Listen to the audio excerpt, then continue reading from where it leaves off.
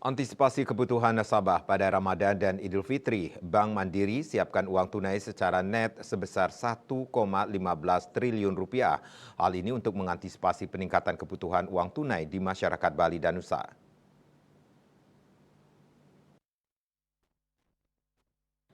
Jumlah net kebutuhan uang tunai tersebut naik sebesar 25% dibandingkan proyeksi tahun sebelumnya.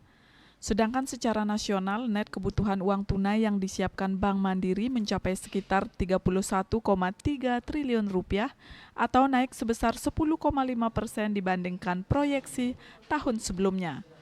Regional CEO Bank Mandiri Region 11 wilayah Bali dan Nusa Tenggara, Winardi Legowo mengatakan, langkah ini diharapkan dapat membantu nasabah memenuhi berbagai kebutuhan pada periode bulan Ramadan dan Hari Raya Idul Fitri mendatang, terutama pada masa pembayaran gaji dan THR ASN. Kita siapkan di mesin-mesin ATM gitu. Mesin ATM. Ya.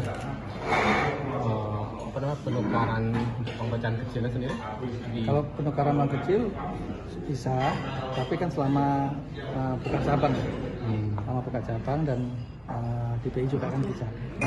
Tapi kalau ini lebih kepada kebutuhan tunai masyarakat selama liburan lebih Pak. Di ATM jadi ya? Di mesin ATM. Gitu. Terkait untuk keamanan sendiri seperti apa Pak? Nah kalau keamanan kita mesin ATM kita itu kan ada yang di cabang, ada yang di kayak semacam stand alone, merchant machine kita. Nah, itu kan di situ juga melekat keamanan kepada tempat-tempat tersebut Pak. Gitu. Kalau di cabang kita udah pasti security kita kan 24 jam Pak. Gitu. Total ATM berapa Pak? 523.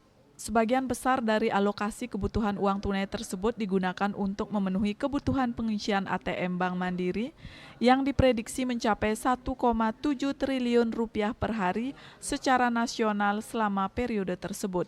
Desak Aryani, Bali TV.